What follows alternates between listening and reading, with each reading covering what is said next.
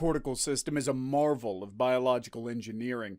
It has multiple backup systems with feed-forward and feedback processes. Damage the brain, and instead of death, you may simply damage only one area of functioning. In some cases, damage does not remain so long as other parts of the brain are repurposed to fill the role of the damaged cortical tissue. Humans had been under the impression for the longest time that their ability to regenerate neurons in the CNS was lacking. However, in comparison to other species with similar cortical structures, this ability is astonishing. Humans are the only species known to be able to survive damage to the cortical tissue.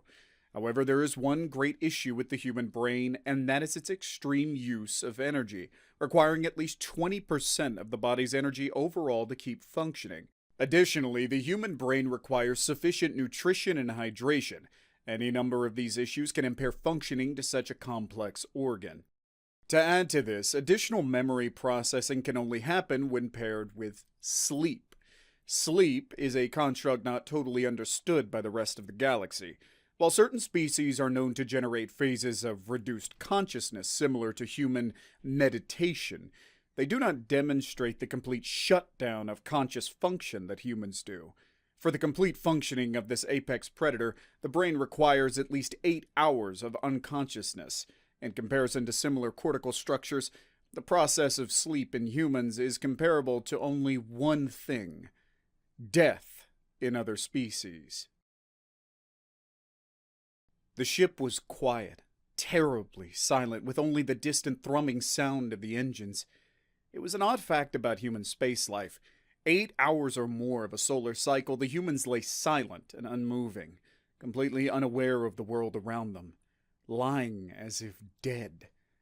Now, after nearly a year aboard the human ship, Krill had gotten used to the odd fact, though it never ceased to amaze and, of course, still slightly terrify him. The first time this had happened, he had been horrified out of his mind.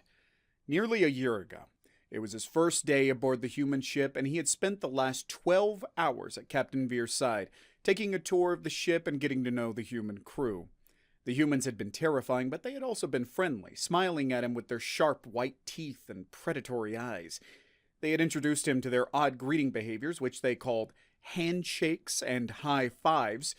To his additional surprise, the humans had wasted no time in making fun of their human counterpart for the loss of his eye, still bandaged and heavily monitored by Krill and the other medics aboard the ship. Instead of feeling insulted, the man had laughed and joined in, declaring himself a Cyclops, and adding another thing for Krill's increasing list of things to find out about. Interestingly, after a while, Krill had noticed an odd behavior among the humans. They were significantly slowing down. Their eyes drooped, and occasionally one of them would open their mouth wide, take a massive breath as they did so. A yawn by one of them would begin a chain reaction to multiple other humans in the vicinity. Eventually, the captain laid a hand on his arm. "Well, Krill, that's the ship for you. Now go get some rest. If you have any questions, I'll be in my quarters." Following their captain's example, the rest of the crew slowly disbanded. The ship grew oddly quiet, and the humans had vanished. Krill wandered about the ship, marveling at the equally intricate structures and barbaric constructions employed by the humans. He had so many questions, and he was sure one of the humans would be willing to answer them. The problem was finding a human, as it seemed that there was no one aboard the ship. The lights were dimmed eerily, and there was no sound. Not the usual blabbering of humans echoing around, but the distant roar of the engines. Krill wandered around for some minutes, opening doors and peeking inside, but finding nothing. Eventually, he made his way towards the crew's quarters, peeping inside rooms and down hallways. One door opened before him into darkness with a quiet hiss, and what he saw there froze him in fear. An entire group of humans, flat on their backs, eyes closed, unmoving, and in various poses of distress. Some lay on their backs, others flat on their faces, all completely unmoving. Were they dead? Krill backed from the room, body thrumming with fear. What could have done this? What could have destroyed 10 humans without so much as a fight or a scream? This couldn't be right. He rushed to the next door as fast as he could, sliding it open with another hiss, only to be caught by the same sight. Humans lying in the darkness, unmoving, mouths open, some of them leaking a clear fluid. Krill backed away again. This was terrible. Horrible. What could have gone wrong? He needed to tell the captain. He needed to warn someone. Turning, he deflated the hydrogen sac at his back, giving him greater mobility to scurry over the ground, down the hall and up the stairs to the captain's quarters. Even here, there were no sounds. He hurried down the hallway and towards the captain's door. There came the same hiss as the door folded inward, opening up into the darkening void. Oh no. And there he lay, curled up on his side, knees drawn to his chest. Krill would have guessed that his posture was defensive. His head was down, chin covering his neck. His knees were drawn up, blocking the exposed frontal organs. Had something attacked him? Killed him as he defended himself here in the dark? Clear fluid oozed from the corner of his lips, glittering dimly in the light. His body was only slightly colder than it had been before. He must have died recently. Krill took a tentative step forward into the room. It was just him now, and he had to figure out what happened. He stepped a little closer, foot knocking lightly into a boot, which was discarded on the floor, and the corpse jolted upwards. Krill let a shrill cry of horror. The corpse let off a similar yelp of surprise and leaped to his feet. A light flashed on somewhere. Krill staggered backwards, tripping over another boot and falling to the floor. The corpse lurched around for a moment, cursing and covering its eyes before saying, Krill! Oh, what the fuck what's going on? Krill tilted his head in confusion. Captain? No, the Easter Bunny. Yeah, it's me. Oh. The human blinked a foggy green eye at him. What the hell are you doing? Krill stammered. The rest of the crew, I think they're dead. He was shaking heavily. The captain narrowed his eye in confusion. Dead? All of them? Were they still breathing? Krill shook his head. Well, they weren't moving, that I could see, and then their body temperatures were very low. The captain paused and sat back on the squishy bench with a subdued chuckle. Krill, the crew is asleep. Asleep? He asked in confusion. The captain nodded. Yes, asleep. It's when we shut our bodies down to, preserve energy or something. It helps with learning and memory, and it cleans things out. It also speeds up the healing process. He motioned to his recently lost eye. Very important if you want to avoid infection. And I need at least 8 hours of it, so if you don't mind... Sorry, Captain?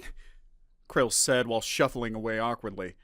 The human waved, confusing him even more, as he returned to his supine position. It's all right, Krill. It never occurred to me that you guys didn't sleep. Everyone I know personally does it. After some more of these scary nights, as the human called it, weird, since there was no solar body which would cause such a cycle in a spaceship. Or was there? Krill would rather not want to visit engineering and find out about their power source. With permission from the captain, Krill had been allowed to run some tests in order to observe this sleep. Using advanced imaging techniques, Krill was able to recreate what the humans felt and saw during these times, while also monitoring their physiological functions. What he found was terrifying. The captain closed his eye and grew very still. At first there was nothing, but after a few minutes the heart rate began to slow dramatically. It dropped from 80 to 70, then to 60. At 58, Krill panicked, waking the human with a sudden jolt and a curse. Human! Are you okay? He asked hesitantly. I won't be if you startle me like that again. Krill bashfully let him go back, holding himself back from waking the humans as his heart slowed again. His breathing grew shallow. The body temperature dropped. Brainwaves grew long and slow as the human fell even further. He panicked again once the human's motor cortex locked up. When the human awoke this time, he was more disoriented than he had been before, groggy and bleary, demanding to know what was going on this time. You were dying!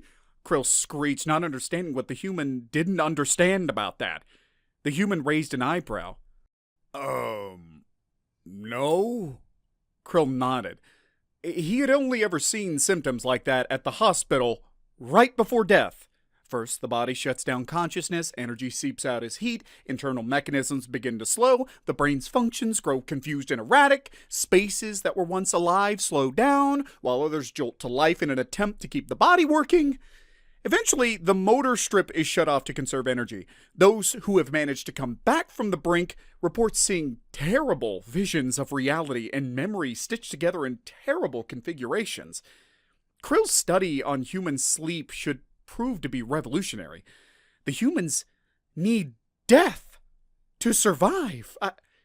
Every night, when the lights dim and the ship quiets, the humans willingly and enthusiastically slip towards the void, taking their bodies and their minds to the very brink of death. Their body heat, their heart rate, and their breathing drop to unsustainable daytime levels. Their body goes stiff and unmoving as they are assailed with these pre-death visions.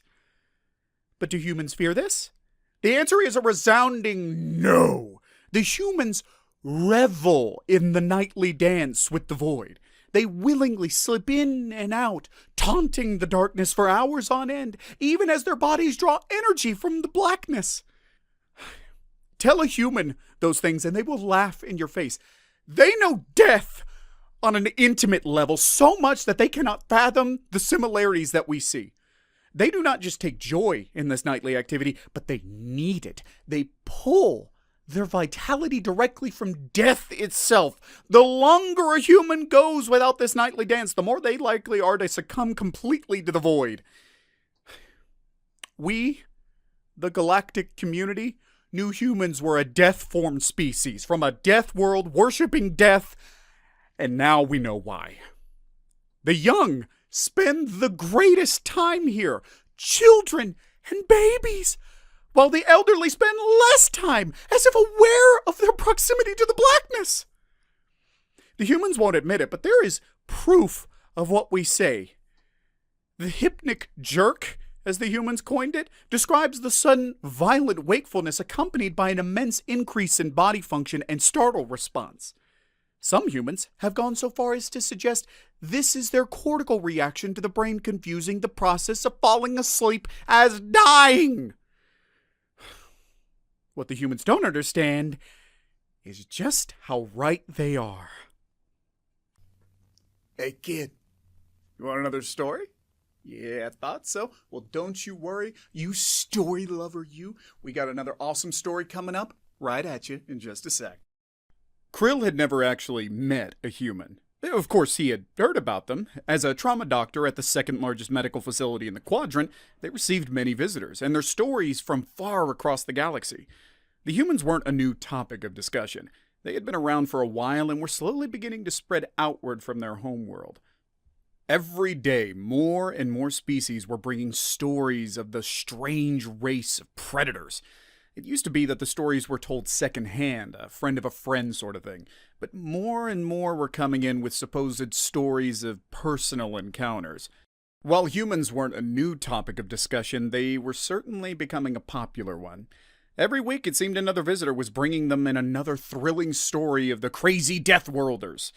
Krill doubted many of the stories. As a medical professional, he relied on hard science facts and was not one to be prone to flights of fancy.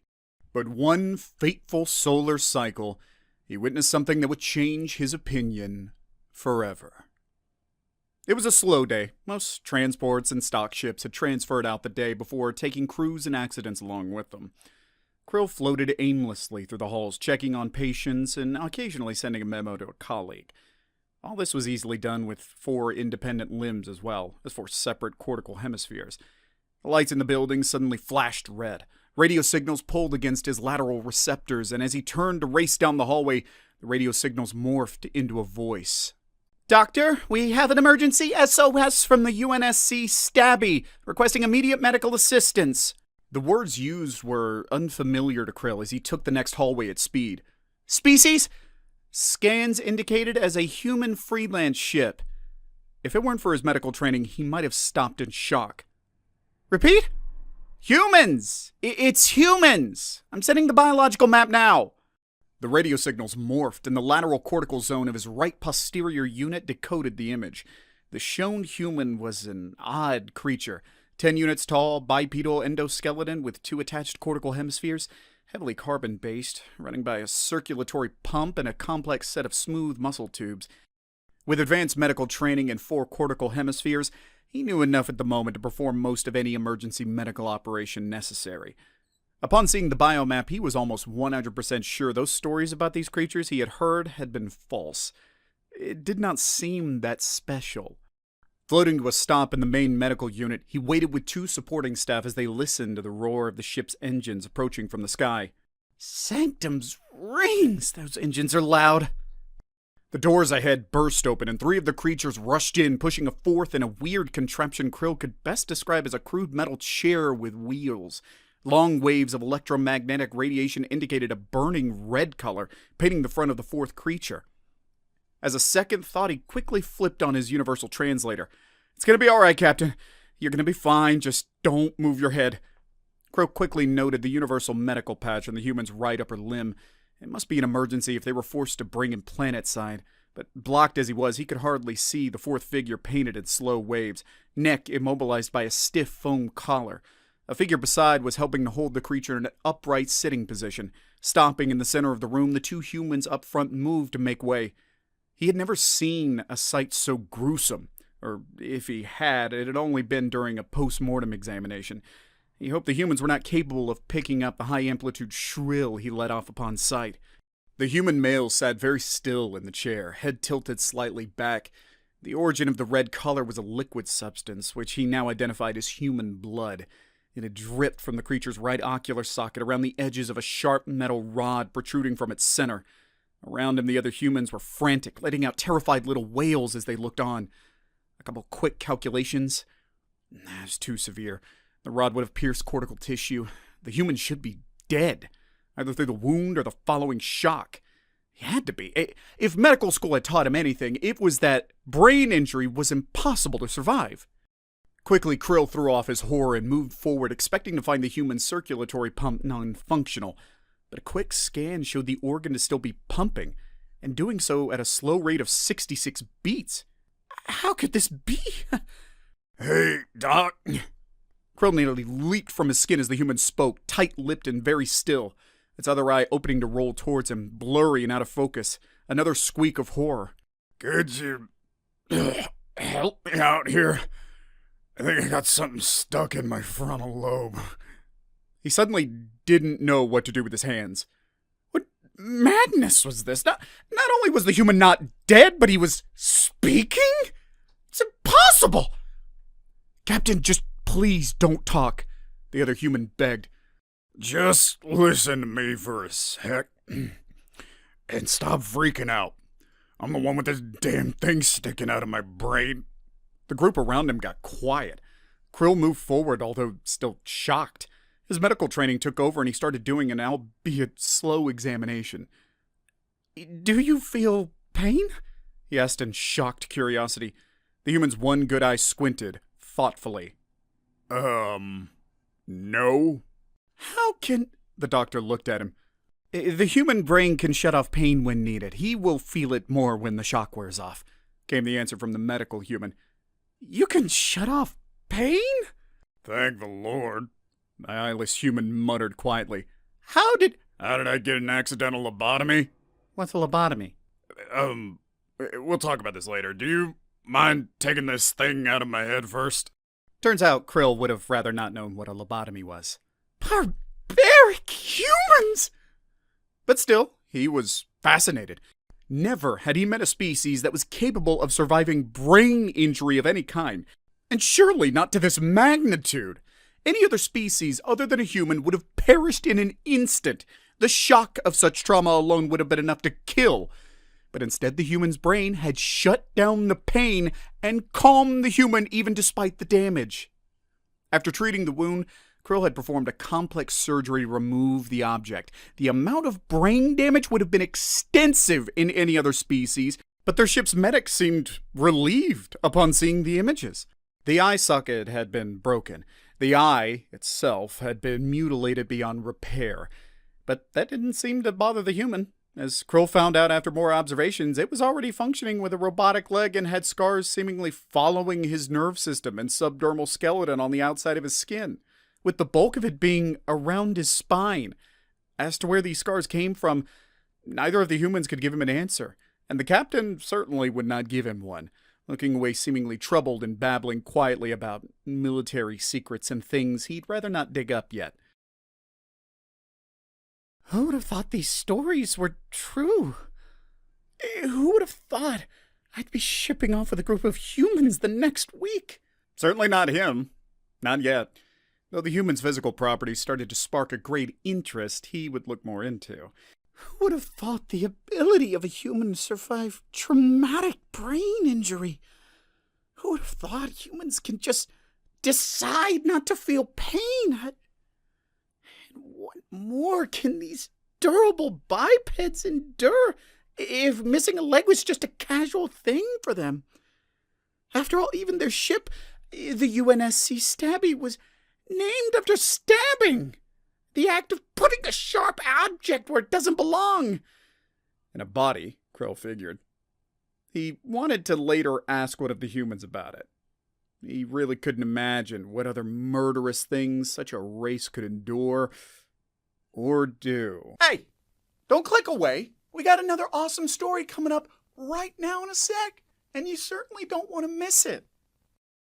Taken from the Drev Chronicles of the Elders about the deadly Galactic Assembly versus Drev War. We should have never started a war against the Galactic Assembly. We thought our superior strength and weaponry would give us a tactical advantage against our enemies. And maybe, if we had gone through with our plan only 20 cycles previously, we may have been right. But then the Galactic Assembly had something we did not. Humans. We had only heard stories about them, originating from a single planet around the main sequence star in an exceptionally average solar system. Compared to us Drev, the humans were nothing. They were soft and breakable with thin endoskeletons and a skin thin enough to puncture with ease. They were bipedal with 2 additional limbs, not particularly strong like we were, or smart, like those tiny Vrol. Their weapons were fine enough, we gave them that. But even with the help of their supposed Death World species, we were sure to win. We, the Drev, we were truly indestructible. 10 feet tall, 6 limbs, and an exoskeleton which required armored-piercing weaponry. When the Galactic Assembly threatened to send human units, we laughed. For we truly understood war like no other race before us. We were raised in war, shaped by war, and we died in the glory of war. No, did we die. But we were not wrong. Not at first. We cut through the humans. We parted them like a fleshy wave. We spilled their fluids on the ground until the valleys ran red with their blood, and their cries boiled into the sky.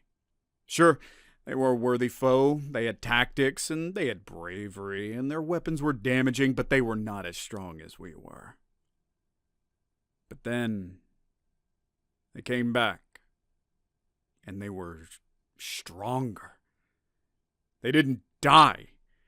We tore their limbs from their bodies and their organs from their insides. We painted the rocks with their blood and saturated the sky with their screams, but they just did not die. I remember seeing the first creature walking up the rise. He marched with the sound of clattering metal, and his eyes burned with a false light. We tried to destroy him, but his body would not break. What once would have been torn into bits by us now deflected our weaponry. Bodies, which were once so weak we could rip them apart with just 2 of our arms, our backs that once only took a leg to break were now so durable that we could do nothing. Limbs of flesh had been built with steel and titanium. Oh, we didn't kill them. We gave them permission to evolve. In other wars, we had known that removing a limb was enough to remove a soldier from the battle, but this was new. This was horror. The humans were not crippled, deserving death. They were improved, and we led the way for them to do so.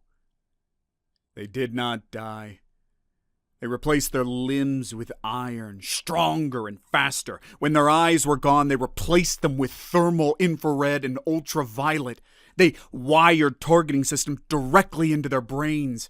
When their ears were gone, they replaced those too. When their hearts failed, they pumped their blood with machines. When their lungs deflated, they created bags for that too. Feet gone, they replaced them with rockets. No species from our side of the galaxy had ever stood against us. But these, they took their defeat and adapted. Never had any race thought to mesh flesh with machine. It was preposterous. It was insane, but they did it. They wired electrical impulses into their own nerves. They ripped themselves open and replaced what was inside. They unmade their humanity and still remained human. We couldn't understand it. And now, in turn, they swept through us like a wave. They took us to our knees, then to our graves. We had only one option left. An option never before taken by the Drev. We surrendered. I remember the moment on my knees before that creature. One leg, no arm, no eyes, staring into my soul. And then he offered me his hand and smiled. Here was a creature we had ripped apart until he was barely flesh, but he still smiled and said, "You guys are some tough bastards, you know that?" Honestly, we didn't know anything about tough.